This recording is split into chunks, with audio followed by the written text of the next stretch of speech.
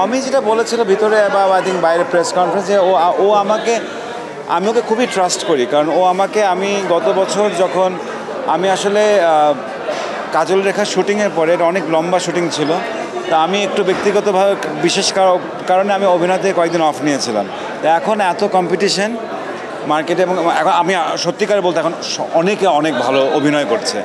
So এখানে একটা actor যদি বিশেষ করে আমার মতন পার্শ্ব চরিত্রে যারা সাধারণত কাজ করে তারা যদি স্ক্রিন থেকে চলে যায়, তার স্বভাবতই দর্শক বা পরিচালকদের তাদেরকে মনে রাখার কোনো কারণ থাকে না। তো আমি যখন ফেরত আবার অভিনয় করার চিন্তা করলাম প্রায় 1-1.5 বছর পরে, আমি খুবই ইচ্ছা করছিল আমার অভিনয় করতে হবে, আমি পাচ্ছিলাম না। আমি অনেককে ফোন করি, তোমার মধ্যে আমি আমাকে অসময়তে বলে যে হ্যাঁ সাব ইন্সপেক্টর মোকলেস নামে একটা ক্যারেক্টার আছে।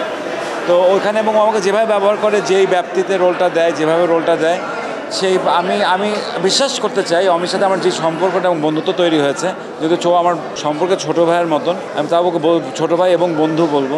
আমি বিশ্বাস করি যে ও আমাকে যদি কোথাও কাস্টিং করে, ও আমাকে একটা ভালো অভিনয় করার, ভালো কাজ করার সুযোগ দেবে।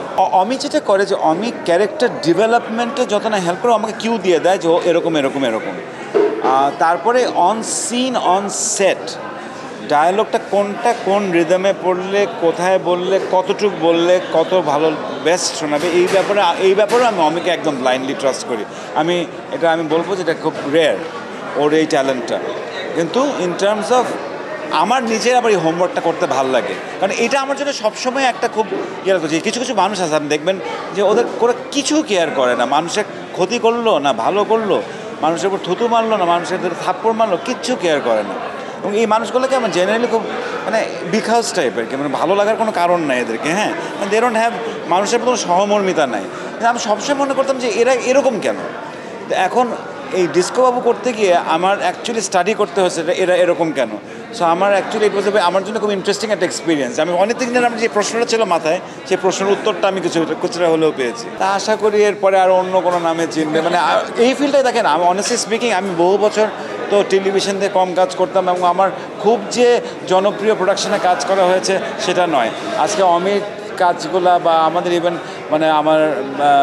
আমাদের জোবান বা ফারহান বা আমাদের এরা যেরকম আছে, এবং পলাশ পাভেল ওরা যেভাবে নতুন প্রজন্মের কাছে পরিচিত, আমরা তো ওভাবে না। তো অবশ্যই বিগত কয়েক বছর ওরকম হিট কোনো প্রোডাকশন আমার হয়নি। ভালো লাগবে, কিন্তু আমার কন্যাকে নিয়ে যদি আমি কখনো বাইরে যাই, তখন যদি ওরা ডিস্কোবাবুর কিছু কিছু সিকোয়েন্স যদি রিপিট করে বাচ্চারা, তাহলে হয়তো একটু ঝামেলায় পড়তে হবে আর কি। আমরা যেই গরমে শুটিং করেছি, ওখানে যদি আমাদেরকে রেগুলারলি ওরা পানি না খাওয়াতো, তাহলে আমার মনে হয় এই শুটিং করতে গিয়ে মাল্টিপল মানুষের শরীর খারাপ হয়ে যেত। আমাদের বয়সী যারা, স্পেশালি আমরা যারা অলমোস্ট 50-এর কাছাকাছি, আমরা এই শুটিং ওদের সাপোর্ট ছাড়া সাস্টেন করতে পারতাম না। আমাকে যেরকম দেখে মনে হয় আমি ওরকমই, শুধু খুব খেপে গেলে আমি হয়তো একটু হয়ে যেতে পারি, কিন্তু তখন আমার যেহেতু দৈহিকভাবে একটু আয়তনে বড়, সাধারণত মারামারিটা বেশিক্ষণ টিকে না।